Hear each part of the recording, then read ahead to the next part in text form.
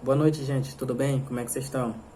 Estamos aqui novamente, né, com o nosso projeto de 3 artigos de processo civil por dia.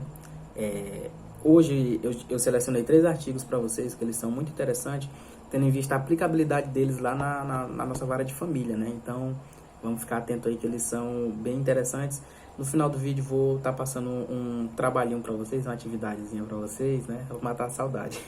Não, mas é tranquilo, é só uma coisinha bem simples para vocês passarem a sexta-feira santa aí brincando. Mas fiquem tranquilos que é uma coisa bem de leve, certo? Eu vou fazer da mesma forma, fazer a leitura corrente dos artigos e aí eu vou passar a explicação de cada um, certo?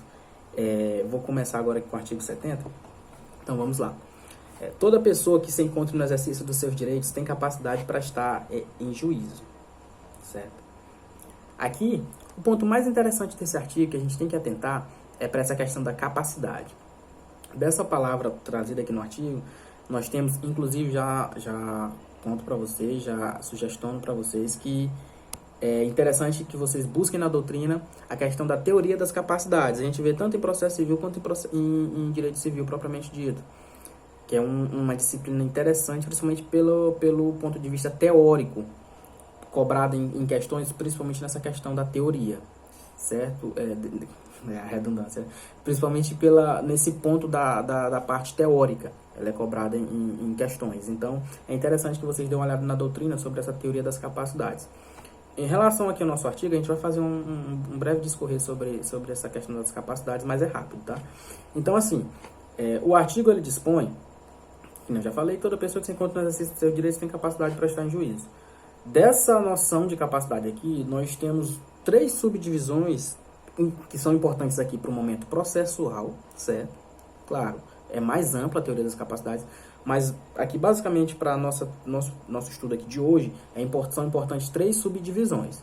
Dessas 3, uma vai ser o trabalho de vocês e eu vou falar de 2 aqui, certo? Então vamos lá. Dessa noção de capacidade, nós temos que entender que existe tanto essa capacidade processual em lato sensu e em estrito sensu. A primeira, ela diz respeito à capacidade de ser parte, certo? E a segunda, ela diz respeito à capacidade para estar em juízo. Vou explicar para vocês, exemplificando e com coisas lá da nossa vara, que vai ficar bem mais fácil para vocês. Inicialmente, a capacidade para ser parte, ela é oriunda, até abri aqui o Código Civil para vocês, ela é oriunda dos conceitos lá do direito material, do Código Civil. Quando lá no artigo 1º, ele diz que toda pessoa é capaz de direitos e deveres na ordem civil.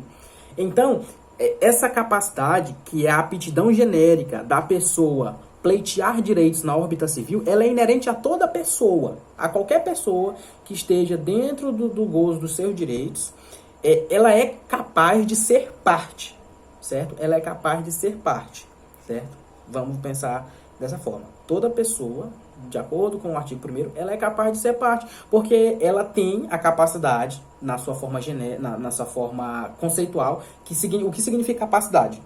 A aptidão genérica da pessoa pleitear direitos e contrair obrigações na órbita civil. Toda pessoa tem isso. Toda pessoa, independentemente de qualquer coisa, toda pessoa tem essa capacidade. Essa capacidade genérica, capacidade lato sensu, que é a capacidade de ser parte em um processo.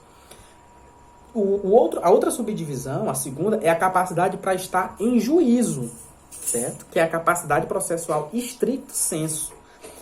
Essa capacidade para estar em juízo, ela já é um pouco mais restrita, porque ela diz respeito à pessoa atuar, a uma pessoa, não só de ser parte em um processo, mas dessa pessoa atuar ativamente em um processo judicial. A capacidade para estar em juízo. Então, ela já é diferente e ela já é mais restrita, mas ela também bebe da fonte lá do direito material, lá que eu estava falando para vocês da teoria geral das incapacidades ou teoria geral das capacidades, independente da doutrina que vocês estejam vendo, ela também bebe lá do direito material. E agora nós vamos fazer com a exemplificação a subdivisão dela, a comparação entre a capacidade de ser parte e a capacidade de estar em juízo. Uma ação de alimentos, a nossa consagrada ação de alimentos. A gente sabe, o destinatário dos alimentos, quem é? A criança. Vamos pegar via de regra, certo? A criança é a autora daquela ação de alimentos. ela que tem aquele direito aos alimentos. É a criança. Por quê? Da relação de parentesco, o pai dela não paga, ela é registrada em nome do fulano de tal, o Joãozinho, criança Joãozinho, registrado em nome do João, e é detentora dos direitos dos alimentos. O João não está pagando. Ela tem a capacidade, sim, de ser parte, de ter aquele direito, certo? Então, vamos pegar aqui, capacidade de ser parte. Agora, o que a gente vê na hora que a gente observa a petição inicial? Joãozinho, das contas, representado por sua mãe, Mariazinha. Essa é a capacidade de estar em juízo. O Joãozinho, ele tem capacidade para ser parte, mas ele não tem capacidade para estar em juízo. Por quê? Porque, de acordo com lá o Código Civil, ele é absolutamente, vamos trabalhar com o menor de 16 anos, ele é absolutamente incapaz de realizar os atos da vida civil. O Código não está negando o direito dele. O direito é dele. O que o Código nega é a realização dos atos, essa efetivação do direito. Para isso, ele precisa de uma ajuda. Então, eu tenho que falar para vocês sobre essa questão dos relativamente incapazes. É matéria do civil, do direito material civil, mas a gente vai falar, não tem o que fazer. Basicamente, o Código Civil, ele traz que nós temos a capacidade, que eu estava falando para vocês, aqui é a aptidão genérica de realizar, de obter direitos e contrair obrigações, mas ele também traz as incapacidades. Então, basicamente, ele diz que são absolutamente... Vou até ler o código para vocês, para ficar mais claro. E essa leitura precisa ser feita logo após essa nova alteração. A teoria das capacidades, ela sofreu uma grande alteração e é necessário que a gente seja ciente disso.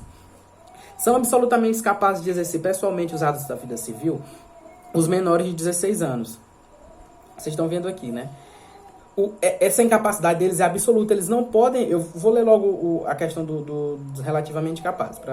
São incapazes relativamente a certos atos ou maneira de o exercer os maiores de 16 anos e os menores de 18. Os ébrios habituais, os viciados em tóxicos e aqueles que por causa transitória ou permanente não puderem exprimir sua vontade e os pródigos. A gente vai ficar só em razão do nosso exemplo, só com a questão da incapacidade relacionada à idade, para vocês verem a diferenciação. Os menores de 16 anos, eles são absolutamente incapazes. O que é o ser absolutamente incapaz? Eu não posso realizar os atos da vida civil de forma nenhuma. Eu não posso. Eu, de forma pessoal, não posso realizar os atos da vida civil. Ora, e como eu vou efetivar direitos que eu tenho? Eu preciso de uma representação. Então, vamos ver essa figura. A representação, eu tenho na representação uma pessoa que vai fazer o ato por mim, em meu nome. Ele vai fazer o ato por mim. Entendeu? Então, eu tenho isso. Eu tô aqui, eu sou absolutamente incapaz e eu tenho uma pessoa que está ali na minha frente me representando. Eu preciso essencialmente que essa pessoa faça o ato por mim. Certo? Então, nesse caso, eu tenho a incapacidade absoluta, que só é inerente àquelas pessoas menores de 16 anos. Eu não posso fazer nenhum ato de forma pessoal, sob pena desse ato ser anulado a qualquer tempo. Esse ato é como se ele nunca tivesse existido.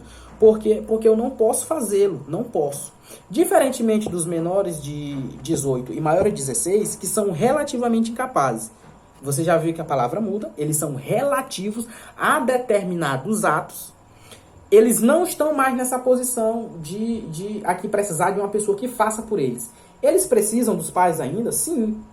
Mas eles precisam dos pais como assistentes. Os pais já estão auxiliando. É uma ajuda.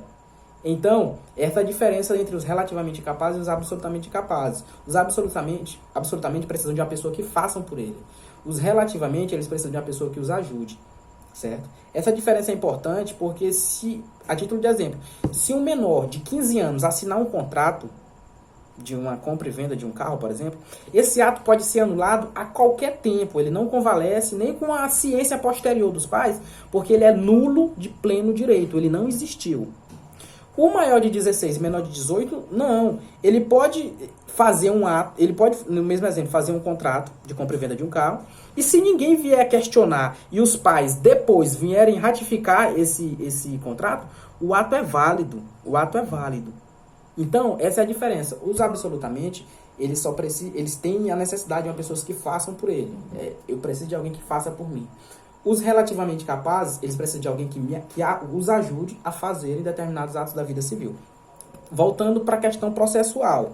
Processualmente falando, essa é a diferença entre a capacidade de ser parte e capacidade de estar capacidade de estar em juízo.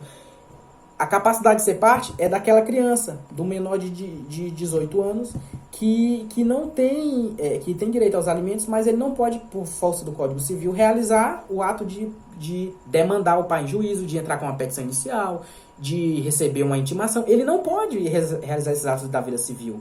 Apresentar réplica, apresentar alegações finais, produzir provas, ele não pode. Então, o que ele precisa? Ele precisa de um auxílio. Esse auxílio é exercido por alguém que tem capacidade de estar em juízo, que é uma pessoa maior de 18 anos, sem nenhum tipo de problema, que é plenamente capaz para todos os atos da vida civil, então ela pode auxiliar aquele. Então, essa é a diferença de capacidade de ser parte e capacidade de estar em juízo.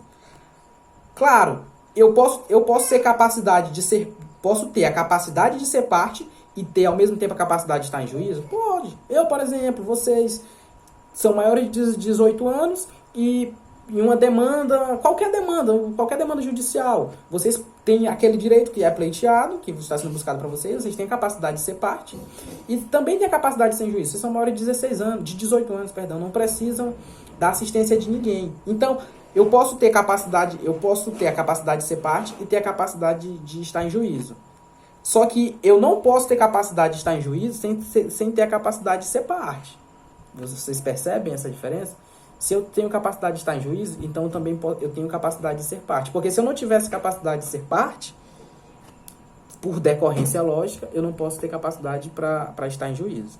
Certo? Então, esse é o ponto principal do artigo 70 que eu queria trazer para vocês. A teoria das incapacidades, que vocês precisam mesmo, dar uma olhada na doutrina, mas isso para fim do estudo acadêmico de vocês. Aqui no nosso projeto, basicamente, dessa forma rasa, dessa forma mais tranquila que nós temos aqui para tratar, a gente resolve com essa diferenciação entre a capacidade de ser parte e a capacidade de estar em juízo, certo? Então, esse é o principal ponto do artigo 70, que é a questão da teoria das capacidades. A gente passando para o artigo 71, ele é decorrência lógica e a explicação quase toda que eu dei vai servir para ele. Ó. O incapaz será representado ou assistido por seus pais, por tutor ou curador, na forma da lei. Na forma da lei, Código Civil que eu acabei de falar para vocês. Aí o incapaz será representado ou assistido. Aí vocês lembram, representado. Quando o código fala representado, ele está se referindo àquelas pessoas, os absolutamente incapazes, que necessitam de representação. Ou assistido. Não, os assistidos então já são os maiores de 16 e menores de 18. Aquelas pessoas que precisam de assistência. Então, basicamente, toda a explicação que eu dei no primeiro artigo já serve para cá. O código já diz, o incapaz ele vai ser representado ou assistido. Aí você lembra, conforme o caso. Representação, absolutamente capaz. Assistência, relativamente capaz. Por tutor ou curador na forma da lei. Esses tutor e curador são dois outros estudos interessantíssimos que nós vamos falar depois, mais pra frente, que a gente já teve na vara de família, hoje a gente não tem mais, mas a gente vai falar também. Tutela e curatela. O tempo não permite, mas vamos lá. Tutela. Basicamente aqui só para não, porque a gente não pode estar... se tem alguma coisa que necessita ser explicada, a gente fala. Não vamos negar nada, não. Vamos trazer para vocês, independente do tempo. Tutela. Eu acho que Coutinho... Não sei se a Júlia, que é a galera que está acompanhando aqui a gente. Não sei se vocês chegaram a pegar tutela e curatela com a gente lá antes da... Não sei. Mas quem pegou, acho que vai lembrar. Tutela e curatela. Vamos lá. Tutela. O artigo 1728 do Código Civil, ele diz que os filhos são postos em tutela com a morte dos pais ou a perda do poder familiar por eles. Certo? Pra gente começar. Esse artigo, ele fala do Instituto da Tutela. O que seria a tutela? A tutela é a responsabilização sobre um menor de uma outra pessoa que não sejam os pais. Por quê? Por determinação legal e também por decorrência lógica, os representantes dos menores de 18 anos são seus pais. Só que, por vezes, esses pais são impedidos de exercer esse poder familiar sobre as crianças, sobre os filhos, por quê? Ou porque eles morreram, né, não tem o que fazer, ou porque eles decaíram do poder familiar, por algum motivo, ou alguma agressão contra o menor, ou o pai foi julgado inapto ao poder familiar, enfim, são várias as causas de decaimento desse poder familiar. Nesse caso, o menor ele precisa de alguém para representar. Ele não pode ficar à toa. Por quê? Porque ele não vai poder realizar os atos da vida civil, conforme a gente já acabou de tratar. Então, nesse caso, é nomeado um tutor para esse menor de 18 anos, para que esse tutor represente ou assista, conforme o caso, o menor de 18 anos, entendeu? Porque ele não pode ficar sem representação legal. Então, esse é o instituto da tutela. É quando o juiz nomeia uma pessoa, e aí essa pessoa vai ser nomeada também. A gente vai ter que ver as nuances, quem é a pessoa, mas a gente vai ter que ver a um tempo mesmo que seja necessário. A gente vai chegar, a gente vai falar sobre isso também no projeto. Mas agora só para vocês já pegarem um pouquinho da meada. O tutor, o juiz vai nomear um tutor para representar esse menor de 18 anos na realização dos atos da vida civil, já que ele não tem os pais nesse encargo, ou por morte, ou por... Certo, eu acabei, vocês viram que não tem edição nenhuma, que eu não sei fazer ainda, né? Porque a criança acabou ali quase derrubando o ventilador por cima dele, pô. E como ele é absolutamente capaz, então eu tive que resolver esse problema dele lá. Certo, então, se eu me lembro, isso é a tutela, certo? Então, a tutela é quando o juiz nomeia um representante para um menor de 18 anos. Para o menor de 18 anos. Tutela, menor de 18 anos. Curatela. Curatela é quando o juiz nomeia um assistente ou um representante para o maior de 18 anos, certo? Ora, mas para o maior de 18 anos ele não é capaz? Não. Nesse caso, é a incapacidade, aquela outra que eu li lá do artigo 4º do Código Civil para vocês, que é decorrente de alguma incapacidade decorrente de, por exemplo, uma pessoa que é doente.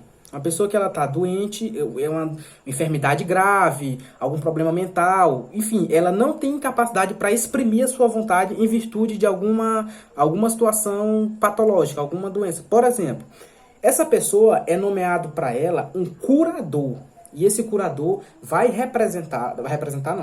assistir ela nos atos da vida civil.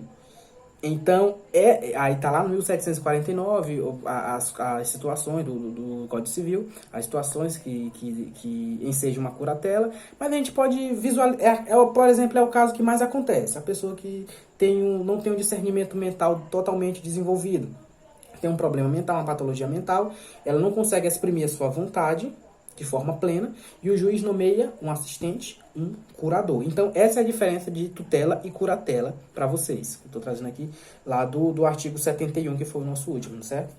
Então, esse é o principal ponto do artigo 71.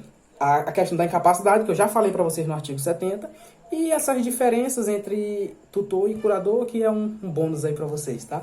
Que ele é do direito material, mas a gente vai estudar também. Certo, e finalizando, eu tenho aqui o artigo 72, que diz: o juiz nomeará curador especial inciso 1º, incapaz, se não tiver representante legal, ou se os interesses destes colidirem com o daquele, enquanto perdurar a incapacidade, e ao réu preso revel, bem como ao réu revel citado por edital ou com hora certa, enquanto não for constituído advogado. Então vamos para o inciso 1º. Aqui fala da nomeação de um curador especial, certo? Esse curador especial, ele é diferente esqueça esse curador que eu acabei de falar, ele é diferente. É um assistente no processo específico. O juiz vai nomear um curador especial, qualquer curador, certo? Qualquer representante, eu vou já falar quem é que vai ser nomeado. Então, ao incapaz, já falei das incapacidades para vocês, aí, mas o incapaz, ele não tem representante? Tem. Mas se não tiver representante legal, acontece.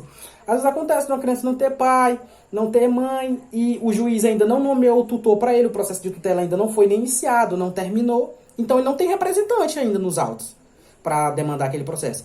Aí o juiz tem que nomear um curador para ele. Ele não pode ficar desassistido. Criança que não tem pai, não tem mãe. O juiz não nomeou o tutor ainda para ele, no processo específico de tutela. Como é que ele vai demandar em juízo? Ele precisa de um curador especial. Aí o juiz nomeia um curador para aquele processo, certo? Ou se os interesses destes colidirem com os daquele enquanto durar a incapacidade. Aqui são casos para a gente exemplificar, demandas entre o pai e o filho, por exemplo. Ora, eu tenho um filho, o Joãozinho, tá aqui comigo, normal, a gente não é que eu tenho que pagar. Eu vou pensar em outra ação, porque a de alimentos fica muito... Não dá pra gente aplicar aqui o exemplo. Mas ele tá em um processo contra mim. Sou o pai dele. A gente tem uma boa relação. É raro, né? A gente vê uma situação dessa. Um pai tem um processo contra o filho, a gente tem uma boa relação. O pai cria ele, como é isso? Mas existem situações. O pai tá demandando contra o filho e o pai é o representante do filho. Então tem um conflito pleno de interesses aí. Eu posso exemplificar para vocês. Acontece na vara de família. Uma ação de investigação de paternidade pós-mortem. A mulher é casada com o fulano de tal. Tiveram filhos. Registrou um. Ela registrou um filho. Registrou a Mariazinha. O cara morreu. Sem registrar o Joãozinho. Pô, o Joãozinho vai ajuizar uma investigação de paternidade. Certo? Contra quem? Se ela é pós-mortem. Aí a lei diz que a investigação de paternidade, o polo passivo é o suposto pai, quem eu quero declarar pai, ou seus herdeiros. Quem é o herdeiro dele? A Mariazinha, que é minha irmã. Pô, nós somos filhos da... Pegue o caso. Nós somos filhos da mesma mãe, certo? Nós somos filhos da mesma mãe. E ela é a nossa representante, porque nós dois somos menores. Só que eu tenho que ajuizar a ação contra a Mariazinha. Como é que eu vou ajuizar a ação? Sou de menor. Minha mãe vai ajuizar uma ação contra a minha irmã, sendo que a minha irmã também é representada pela minha mãe. Então, nesse caso, vocês veem um pleno conflito de interesse. Essa ação que eu acabei de citar para vocês, a gente tem algumas na vara de família, para vocês visualizarem melhor. Mas em qualquer ação que o interesse do incapaz colide com o interesse do representante dele, eles não podem, o pai não pode representar o filho que tem interesse diverso do dele. Então, o que o juiz faz? Nomeia um curador especial para o filho, certo? Esse é o ponto da primeira parte da primeira parte não, do inciso primeiro, né? Que ele vai nomear ao incapaz, se ele não, ou ele não tem um representante legal, é a figura, não tem pai, não tem tutor, não tem nada, ou se os interesses do incapaz colidir com o interesse do representante dele, aí vocês lembrem desse exemplo, certo? Inciso segundo, para quem mais que o juiz vai nomear um curador especial, ao réu preso revel, bem como ao réu citado por edital ou com a hora certa, enquanto este não constitui advogado. Primeiro, o réu preso revel. Fica fácil da gente ver, né? O cara tem uma ação contra ele, e aqui esse artigo também serve lá para o criminal, hein? Já é mais um bônus para vocês. E foi citado. Como é que eu tô preso e vou contestar o processo, vou participar do processo? Então, eu fui citado preso. Eu não constituí advogado, o juiz tem que nomear um curador para mim. Aí lembrar, ele não constituiu advogado, certo? Ele foi citado preso, não constituiu advogado, então ele foi citado. Não contestou, revelia, vocês já sabem disso. Mas ele está preso, ele não contestou, não é porque simplesmente ele deixou transcorrer em autos, ele está preso. Então,